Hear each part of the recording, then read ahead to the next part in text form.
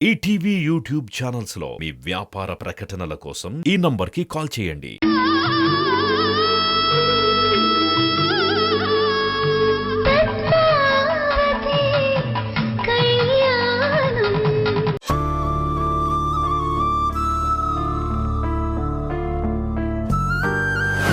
ఆదిత్యకి పద్మావతికి పెళ్లి చేసి మనం తప్పు చేశామనిపిస్తోంది.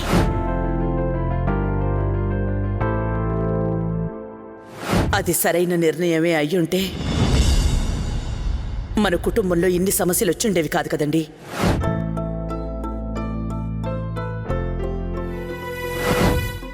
ఇందాక మన పనివాళ్ళు కూడా పద్మావతి జాతకం మంచిది కాదేమో అని మాట్లాడుకుంటున్నారు.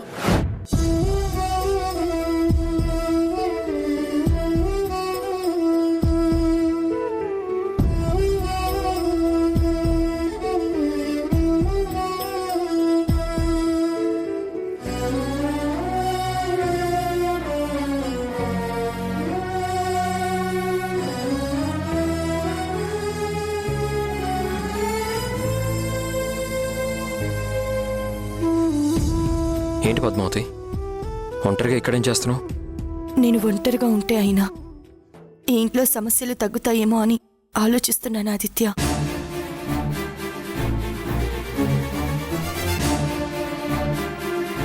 ఏంటి పద్మావతి, ఏం మాట్లాడుతున్నావు నువ్వు? నువ్వు దూరంగా ఉండాలనుకోవడం ఏంటి?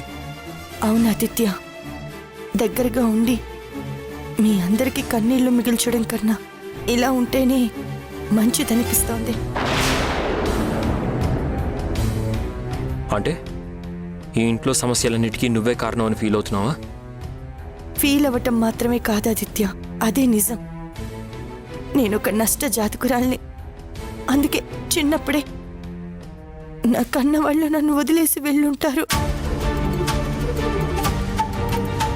కానీ నువ్వేమో ఏరి కోరి దురదృష్టాన్ని నీ జీవితంలోకి తెచ్చుకున్నావు. పద్మావతి, ఇంకోసారి అలా మాట్లాడావంటే ఊరుకోను. నువ్వు నా దురదృష్టం ఏంటి? నువ్వే నా అదృష్టానివి, నువ్వే నా సంతోషానివి. అలా అని నువ్వనుకున్నంత మాత్రాన అదే నిజం అవ్వదు కదా.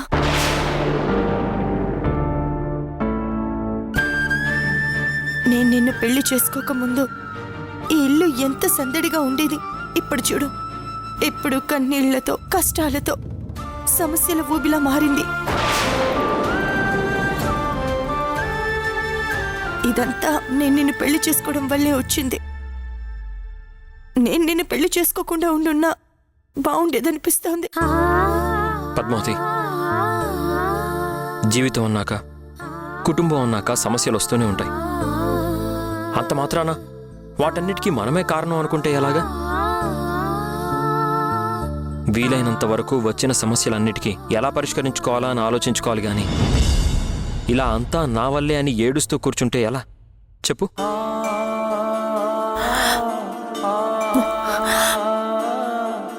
అందుకే నేనొక నిర్ణయం తీసుకోవాలనుకుంటున్నాను. ఏంటది? ఇక్కడి నుంచి నేను వెళ్ళిపోదామనుకుంటున్నాను.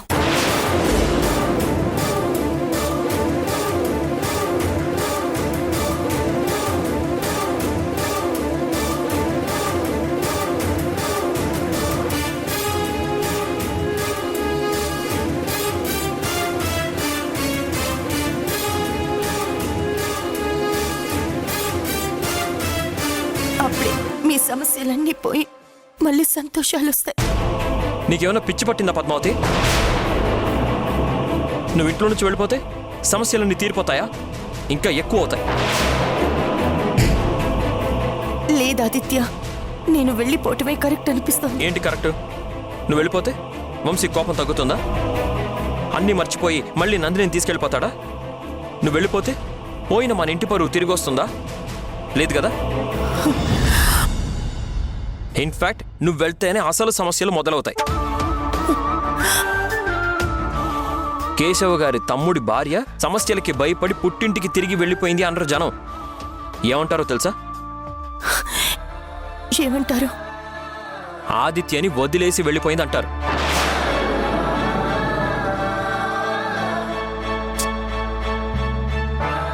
పెళ్లి జరిగి నెల రోజులు కూడా కాకుండానే వదిలేసి వెళ్ళిపోయిందని నలుగురు 4 రకాలుగా అనుకుంటారు పద్మావతి. వాళ్ళు ఎలా అయినా అనుకోని ఆదిత్య, నాకు నా కుటుంబం సంతోషంగా ఉండటమే కావాలి. పద్మావతి, మూర్ఖంగా మాట్లాడుకో. అయినా ఈరోజు నీకేమైంది? ఎందుకు ఇలా మాట్లాడుతున్నావు? ఇలా విడిపోవడానికేనా మనం కలిసింది? ఇలా ఒకరికొకరు దూరం అవడం కోసమేనా మనం ప్రేమించి పెళ్లి చేసుకుంది? మనం కలలు కన్న జీవితం ఇంకా స్టార్ట్ కూడా కాలేదు. అప్పుడే నువ్వు ఇలాంటి పిచ్చి పిచ్చి డెసిషన్స్ తీసుకోమాకు పద్మావతి.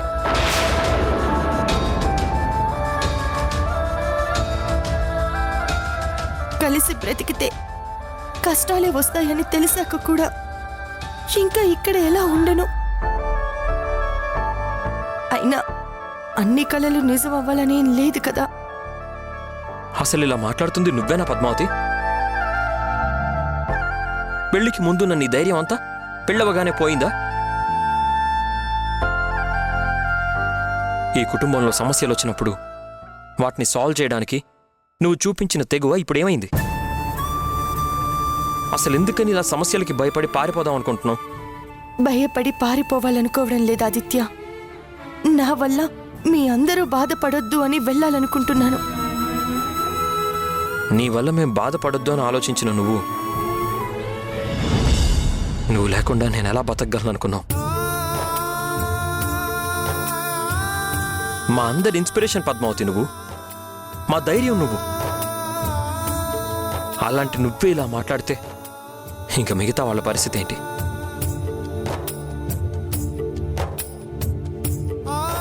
నువ్వు నా పక్కనుంటే ఎంత పెద్ద సమస్యనైనా సాల్వ్ చేస్తాను పద్మావతి. దయచేసి ఇంకోసారి ఇలాంటి ఆలోచన రానివ్వకు.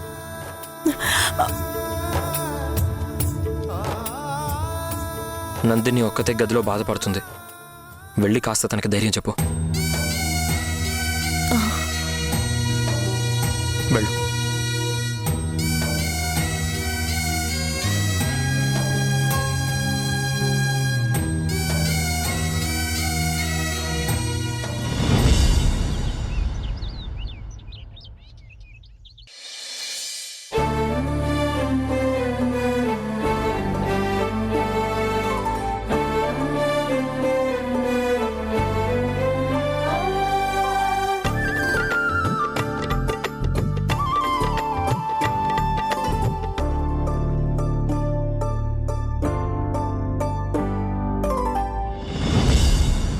స్వామి, నేను ఇంకొద్ది రోజుల్లో శిక్ష పడి జైలుకు వెళ్తానని నాకు తెలుసు. కానీ అంతవరకైనా అందరితో ఆనందంగా ఉండాలని, అందరినీ ధైర్యంగా ఉంచాలని ఆశపడుతున్నాను. దయచేసి ఒక్క కోరిక తీర్చు స్వామి.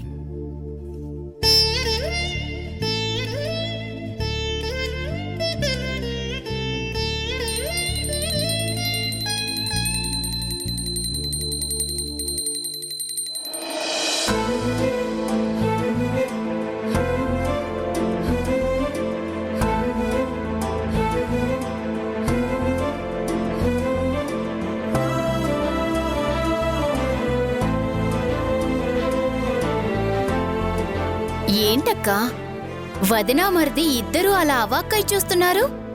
ఒకసారి అటు చూడలేలా?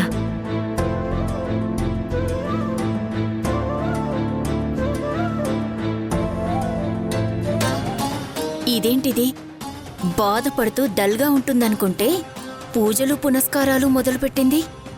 ఓహో, జైలుకి వెళ్లకుండా ఇక్కడే ఇంట్లో తిష్టయ్యాలని దేవుడికి మొక్కుకుంటుందన్నమాట.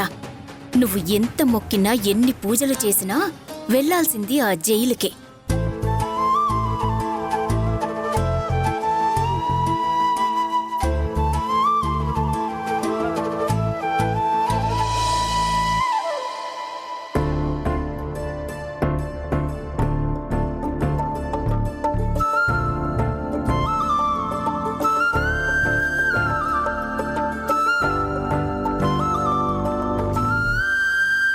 ఏంటి అందరూ నా వంక కొత్తగా చూస్తున్నారు? నేను పూజ చేయడం వింతగా ఉందా ఏంటి? వింతగా కాదమ్మా, కొంచెం ఆశ్చర్యంగా ఉంది. ఆశ్చర్యం ఎందుకక్కా?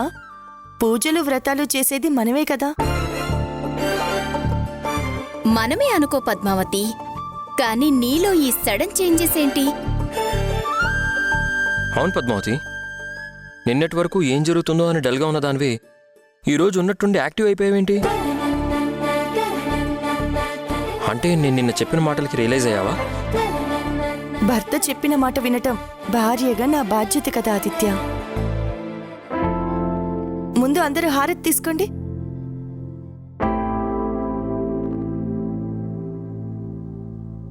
ఇప్పుడే వస్తాను. ఉమ్.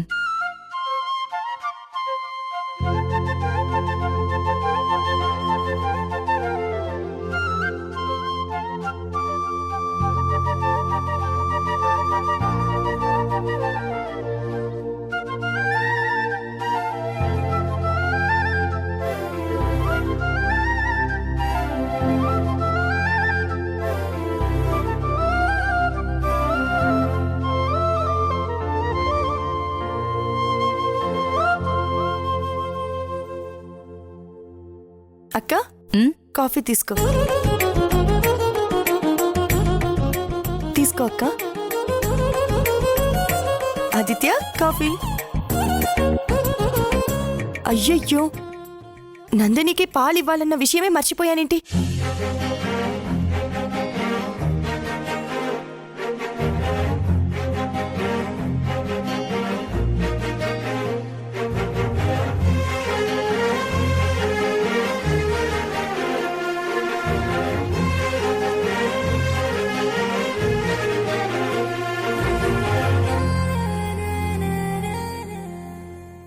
నందిని అక్క, నందిని రూమ్ లో లేదేంటి? నందిని బయట ఉందమ్మా. ఆ,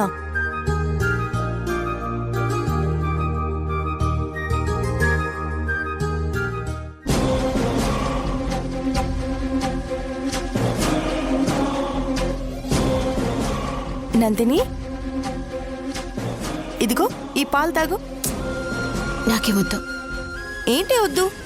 నువ్వేమైనా చిన్న పిల్లవా రోజు బ్రతిమాలి తాగించడానికి?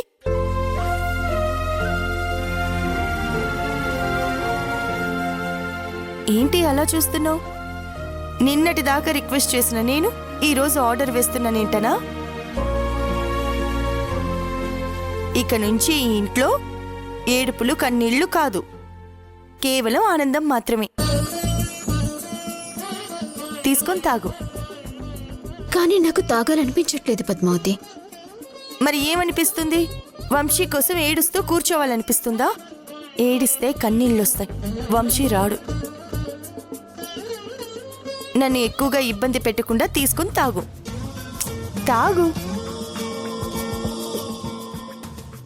మళ్ళీ టాబ్లెట్స్ వేసుకోవాలి.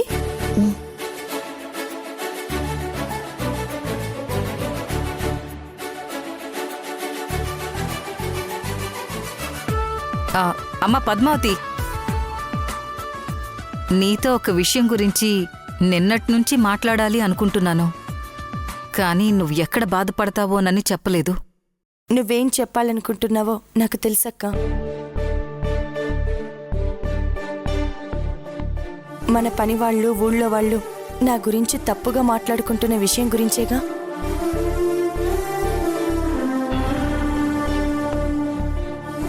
అయినా అందులో బాధపడ్డానికి ఏముందక్క? వాళ్ళున్నదే కదా అన్నారు. అంటే వాళ్ళలా అనటం నీకు బాధగా లేదా పద్మావతి? నేను జీవితంలో ఆగిపోవాలి అనుకుంటే బాధపడాలక్క. కానీ ముందుకెళ్ళాలి అంటే వాటి గురించి మర్చిపోవాలి.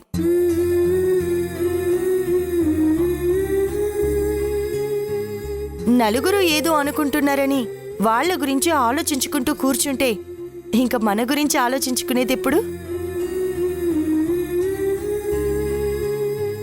అందుకే అవి మీరు కూడా పట్టించుకోకండి.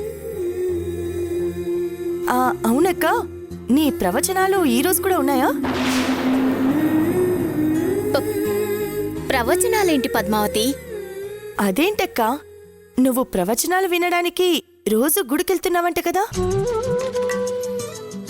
బావగారు చెప్పారులే. ఆహా, ఇంకా నయం నువ్వెక్కడ నన్ను ఫాలో అయ్యావని హడలు చచ్చాను. అవును పద్మావతి, మనసు బాగోలేకపోతే వెళ్తాను.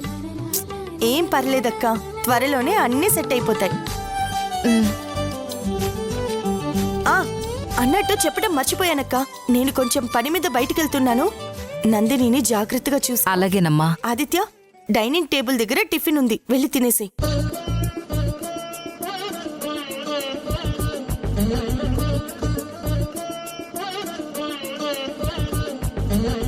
ఈ రోజు దీనికి ఏమయ్యింది?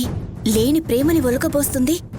ఇంకో 4 రోజులైతే ఎలాగూ జైలుకు వెళ్లాల్సొస్తుందని ఉన్నన్ని రోజులు హ్యాపీగా ఉండాలనుకుంటుందేమో. ఎలా అనుకుంటే ఏంటిలే, ఉండేది 4 రోజులే కదా, తర్వాత జీవితం అంతా జైల్లోనే.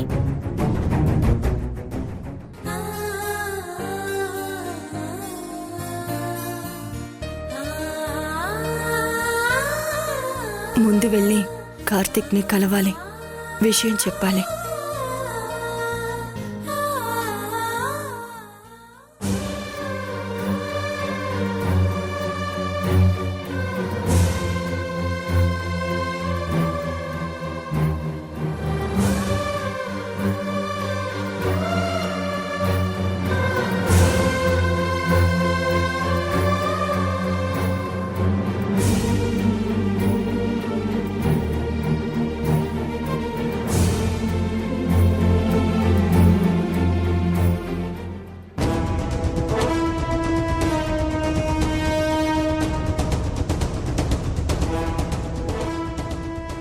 నాన్న వాళ్ళ ఇంట్లో లేరు. నేనొచ్చింది వాళ్ళ కోసం కాదు, నీ కోసం. నా కోసమా? ఎందుకు? నీతో మాట్లాడాల్సిన అవసరం ఉంది కాబట్టి. కానీ నేను మీకు జరిగిందంతా చెప్పాను కదా. ఏం చెప్పావు? నువ్వు చెప్పాలనుకున్నదా? చూడు మోనికా, ఒక అమ్మాయి అర్ధరాత్రి వేళ ఇంకో అబ్బాయిని నమ్మి వెళ్ళిందంటేనే అర్థమవుతుంది నువ్వు ప్రశాంత్ని ఎంతలా ప్రేమించుంటావో అని. ప్రేమించడానికి ఉన్న ధైర్యం, లేచిపోవడానికి వచ్చిన తెగువ నిజం చెప్పటంలో ఎందుకు చూపించలేకపోయావు? నువ్వు చెప్పిన ఆ అబద్ధం విలువ ఎంతో తెలుసా? ఒక జంట ఎడబాటు, ఇంకొక నిండు ప్రాణం. ప్రాణం? ప్రాణం ఏంటి? అవును, నువ్వు ప్రాణంగా ప్రేమించిన ప్రశాంత్ ఇంక లేడు.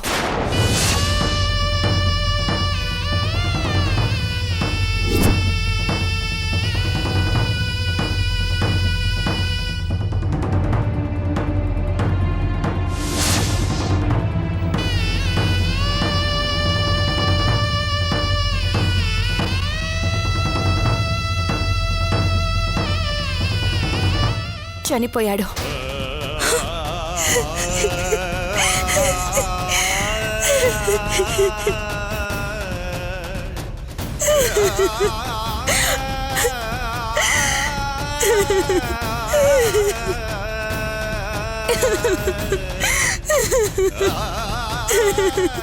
మోనికా, ఊరుకో.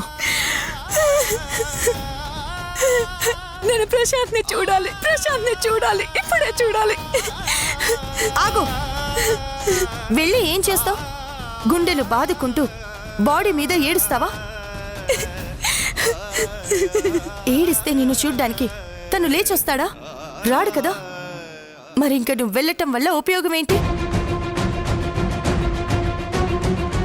నువ్వు చేసిన పెద్ద తప్పేంటో తెలుసా? నీ జీవితాన్ని నువ్వే నాశనం చేసుకోవడం. నలుగురి మంచి కోసం మనం బాధపడ్డా పర్వాలేదు మోనికా, కానీ మన స్వార్థం కోసం నలుగురిని బాధ పెట్టడం కరెక్ట్ కాదు. నువ్వు పంచాయతీలో నిజం చెప్పుంటే ఇటు నీ జీవితమూ బాగుండేది, అటు నందిని వంశీల జీవితమూ బాగుండేది. కానీ ఇప్పుడు చూడు ఏం జరిగింది. I'm sorry, I'm really sorry. తప్పంతా నాదే, ఒప్పుకుంటున్నాను. కానీ అలా చెప్పకపోతే మా నాన్న నన్ను చంపేస్తానని బెదిరించారు. అందుకే నా మనసుకి కష్టంగా ఉన్నా అబద్ధం చెప్పక తప్పలేదు. తెలుసు, నిన్ను ఖచ్చితంగా మీ నాన్నే అలా చెప్పమని బెదిరించుంటాడని ఊహించాను.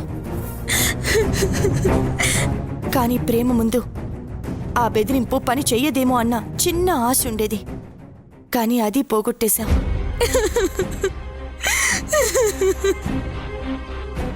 నీకోసం అంత హెల్ప్ చేసిన వంశీ మీద అలాంటి నింద ఎలా వేయగలిగావు మోనిక? అన్నా అని పిలిపించుకున్న వ్యక్తి నీకు అన్యాయం చేస్తాడని ఎలా అనుకున్నావు? ఆ రోజు నన్ను తీసుకెళ్ళాక ప్రశాంత్ ఫోన్ చేసి వంశీ గురించి తప్పుగా చెప్పాడు. నేనున్న టెన్షన్లో అదే నిజం అనుకుని నమ్మేశాను.